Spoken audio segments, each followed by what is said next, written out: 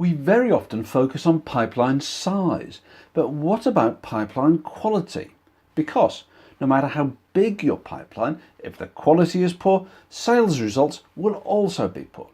Hello, I'm Gary Smith, and in this video and the accompanying blog post, I'll explain exactly how to use salesforce.com to measure and increase overall pipeline quality. I'm going to focus on three key areas. First, how to measure and assess overall pipeline quality. Second, how to quickly identify deals that you cannot be confident about in your current sales forecast. And third, some simple steps to take within Salesforce to help improve deal qualification and therefore pipeline quality.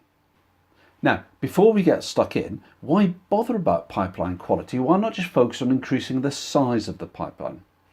Well, that's because if you can accurately measure and manage pipeline quality, you're going to get these three key benefits. First, your sales forecasts will be much more reliable. That's because your forecast will contain far fewer deals of low quality. Second, everyone will spend less time on low quality deals. That means you can spend more time on high quality deals, so revenue will improve.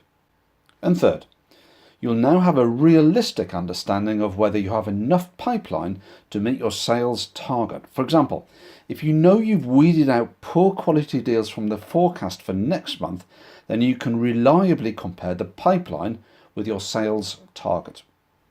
And of course, it's much more fun working on good quality deals compared to poor ones. So step one, assess the overall funnel health. How do you do that? Well, use these three reports. Let me show you. This chart shows the current pipeline by close date and by stage. Let's assume we are currently in April 2019. If that's the case, what are these deals doing here in earlier months? Frankly, unless you can turn back time, deals aren't going to close in a previous month. So why are they there? Well, there's two possible reasons. The first is the deal is still open, but the date hasn't been updated, or the deal is closed, won or lost, but the stage hasn't been updated. Either way, it's a pipeline quality issue. When I see a report like this with lots of out-of-date deals, I know the pipeline isn't being maintained properly. Here's another way to look at the same information. It's the same data, but this time grouped by opportunity owner. Now we can see that actually there's two salespeople in particular responsible for the out-of-date deals. So clearly we know who we need to talk to first. Here's the second chart. It shows the open pipeline by created date and current stage. Again, let's assume that right now it's April 2019, and let's also assume that in this case the average sales cycle is around 3 months. Obviously some deals will take longer, some will be shorter, but on the whole it's around 3 months. So what's the chart telling us? Well, we've lots of deals still in the pipeline that have been open 6 months or more, 12 months in some cases, and what's more, many of these deals are still at an early stage in the sales cycle. So that in itself tells me that in all likelihood the pipeline contains deals of poor quality. One more chart to assess the quality of the pipeline, and you might think it's a strange one. It's the conversion rate, or the win rate if you prefer that term. So what do we mean by the conversion rate?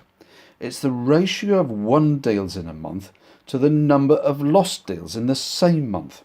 For example, if you win 3 deals in the month and set 7 to lost, then your conversion rate is 30%.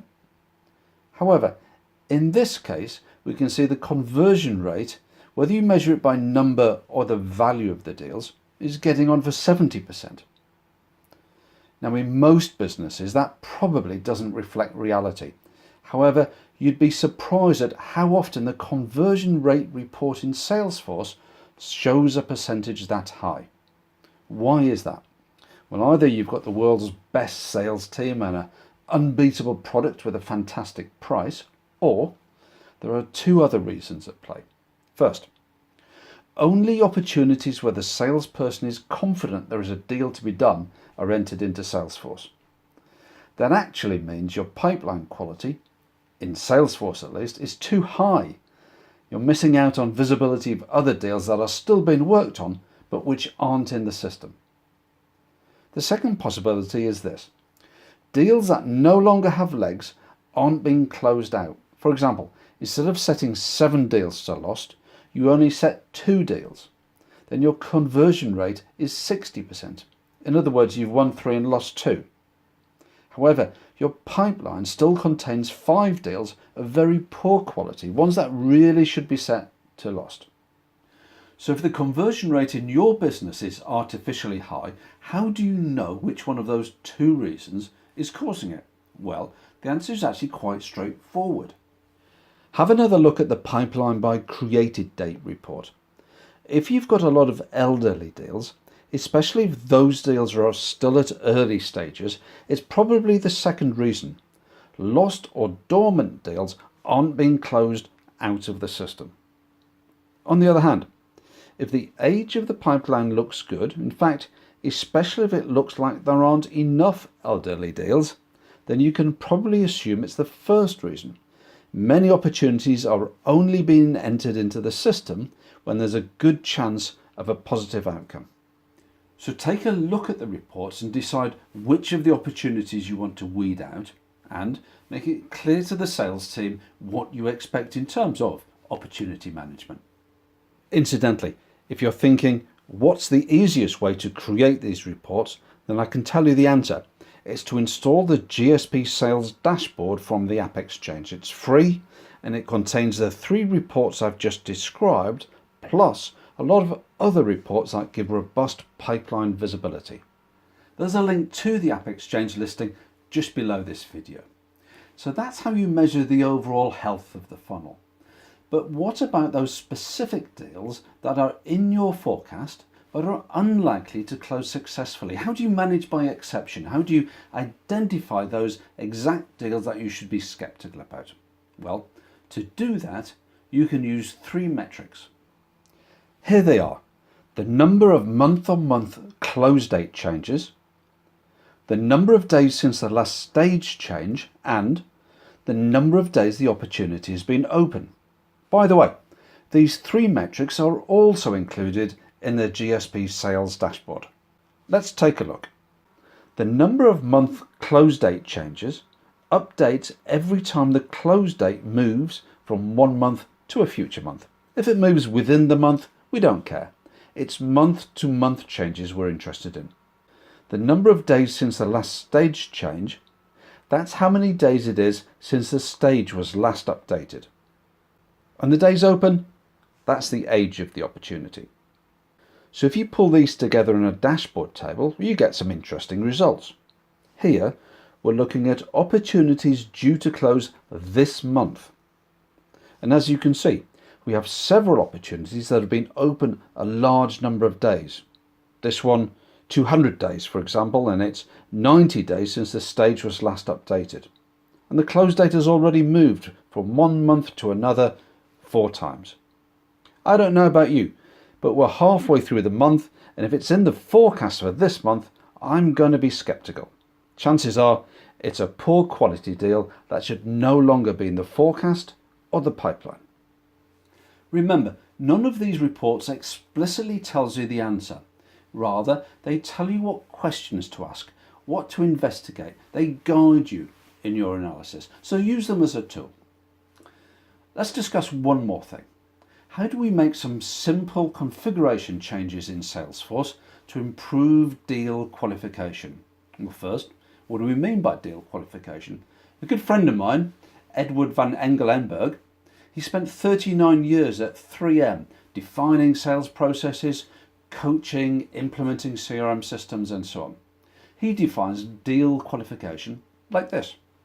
Can we win it? Do we want to win it? Is it worth winning? Simple, but effective. If the salesperson can say yes to these 3 questions with some supporting evidence, then you have a good quality deal. So how does that play out in Salesforce? Well, here's what many of our customers have done. create 3 simple fields to capture this information. If you want, you can create a validation rule so the opportunity can't pass a certain stage without this information being populated. On the other hand, if you have your own qualification criteria, then do the same thing. Create the relevant fields in Salesforce. Because if you do this, it forces salespeople to think through the deal, and that in itself improves the qualification process. It surfaces the information and makes it available for discussion with managers and other internal stakeholders. That discussion in a rational, non-emotive way, of course. And it makes the information available for identifying marginal gains and improvements in the sales process. For example, we can look back at lost deals, examine our rationale for qualifying the deal, and continually learn how we can improve. So if you've enjoyed this video and you think these steps apply in your business, what should you do? First, read the accompanying blog post. There's a lot of other links and information in there you'll find useful. Second, analyze overall pipeline health using the reports we examined. Third, weed out specific poor quality deals from your forecast. Remember, you can get the reports and the metrics by installing the GSP Sales Dashboard. Fourth, create the opportunity qualification fields. And fifth, get in touch. I'll hold a web meeting with you and we'll go through the pipeline and salesforce.com issues in your business. There's a link to the contact form just below. I look forward to hearing from you. Speak soon.